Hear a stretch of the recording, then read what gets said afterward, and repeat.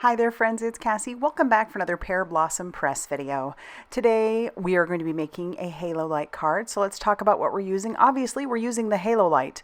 I love this halo light combo set because it's a 6-pack.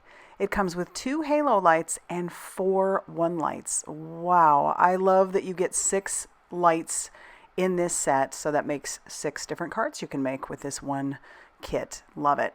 And then I need to make a baby card, so I'm going to be using this Little Gnome Nappers from Trinity Stamps, and I'm also going to pair that up with this Porta-Hello stamp set for our background.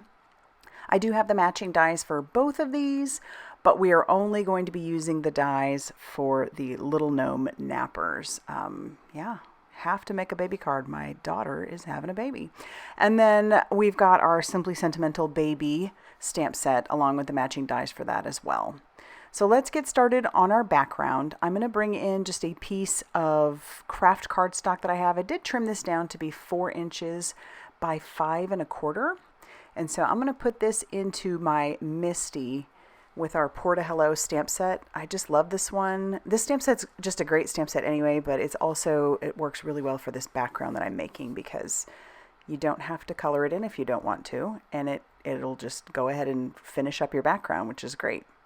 So I've got that in there. I'm going to ink that up with some juicy embossing ink by Ink on 3 after I use my anti-static powder tool on my background. We'll ink that up. I do have to ink it up a couple different times. This is a very detailed stamp. It's a lot of fun to color too, but it makes some good backgrounds also. So I've got that stamped out, and then we're going to move it to the left-hand side a little bit because I want that to really cover that background, and I'm just kind of playing around with how far in that's going to be. And then once again, ink that up with our juicy embossing ink. Because it is a wet embossing ink, it'll stay damp for a little while, and so I don't have to rush too much to get the embossing powder on there. This is by Ink on 3 as well. It's called Strawberry Champagne. It's a beautiful, like, dusty rose color. So I'm going to hit that with my heat tool, and it's really going to pop on that craft cardstock. Now, the reason I chose these colors is because these are the colors that my daughter has for the nursery. If you guessed, she's having a girl. And so her baby shower is next month, and so I obviously had to make a very special light up card for her. So this is where this all comes in. So we have a die. This is by My Favorite Things. It is a 2-inch circle. So any 2-inch circle would work, but this is the one I'm using. And then I'm going to bring out that kit, or you've got 6 lights in there, and I'll just easily break those apart. You'll pull out those 1 lights out of the center, and then I'll just kind of break off the extra pieces, and we can just throw those away. We don't need those anymore. And so now I still have 5 lights in this set. 1 more halo and 4 one lights. I love the halos for so many reasons, but they are so good for spotlighting an image. And this just came to my mind that I really, really wanted the Little Gnome Napper to be spotlit on top of this card. So I'm just making sure where that circle die is going to go. I'll tack that down with a little bit of mint tape, and then we'll eventually run that through our die cutting machine. But now I'm going to put the battery in our halo. Super simple. Just make sure your plus side is up and you're good to go. All right. And then the background that I have, or this, card base that I have, I just had that in my stash. It was already scalloped. Talk about perfect for a baby card, right? So don't know where it came from, but I've clearly had it for a while, and I love it when I can use things up that have been in my stash. So I did mark with a pencil where the circle is. I can erase those pencil lines later, but I just want to make sure everything is lined up before I stick down my halo. I'm going to use liquid glue because I want that to be able to wiggle around just a little bit. I'm not sure, I am sure where it needs to go, but just in case I don't put it down exactly where I want it to go, the liquid glue will give me a little bit of wiggle room. So now I can erase those little pencil lines, and you never knew, right? All right, just marking now where our little push button is going to go. So I just mark it with a dot with my pencil. And then I'm going to bring in the little stamp set by Pear Blossom Press. This is perfect for all of your interactive cards. It's got that push here, and you also have the little light bulb for the back of the card. I love putting that on the back of all of my light up cards. So I'll put press here, It's nice and subtle, but the recipient will know where to press. And then I can ink up my light bulb that says handmade for you. And then I'll grab in my name stamp and I'll stamp that underneath as well, because why not, right? So now the back of my card is all set. I went ahead and stamped out this Little Gnome Napper onto some Express It cardstock using Ink on 3's blackout ink. I should have heat set it. You do want to do that with this particular ink because it can stay wet for a little bit, and then if you're using your alcohol markers over the top of it, it can kind of drag that color. It ends up being fine, but if I had been thinking, I would have heat set it just to make sure that that color wasn't going to move.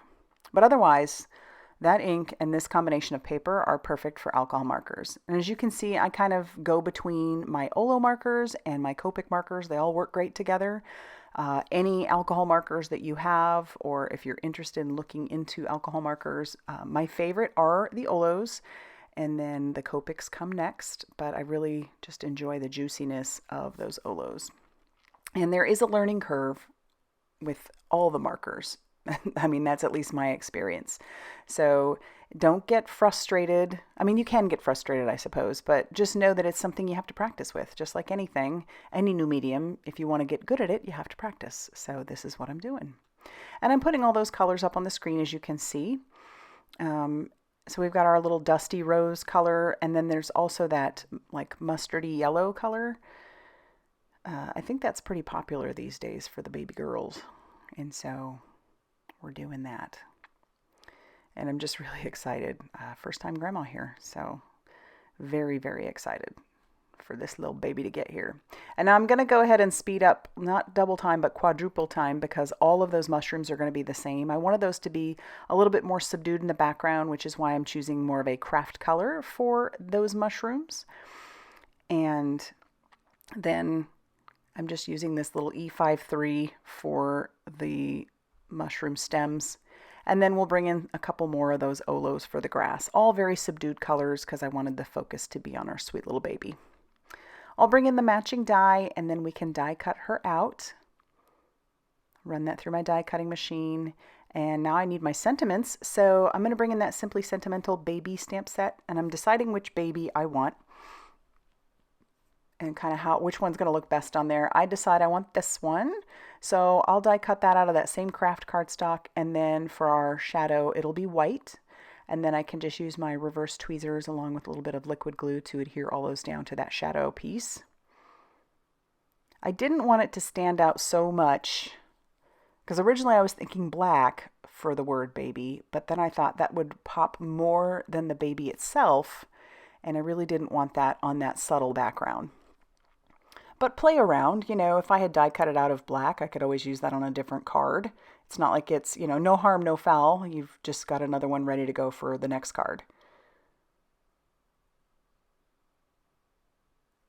And sometimes then it just makes things that much faster, right?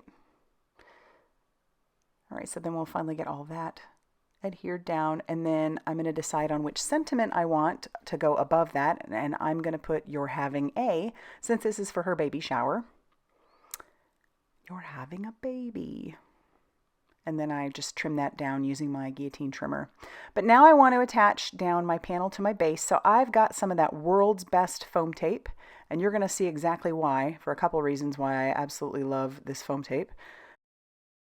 One reason is the release paper comes off super, super simple. If you're one who likes to have manicures, which I do my own, but if you like to have your nails painted, I have had some of those tapes, those foam tapes, rip the manicure right off my nails if you're trying to pick underneath. And so that's kind of a big deal for me. I don't want to have to redo my nails all the time. So yeah, I love it for that. Not only that, you're going to see it here as well. It is repositionable for about 30 minutes. So I'm peeling off all that release paper.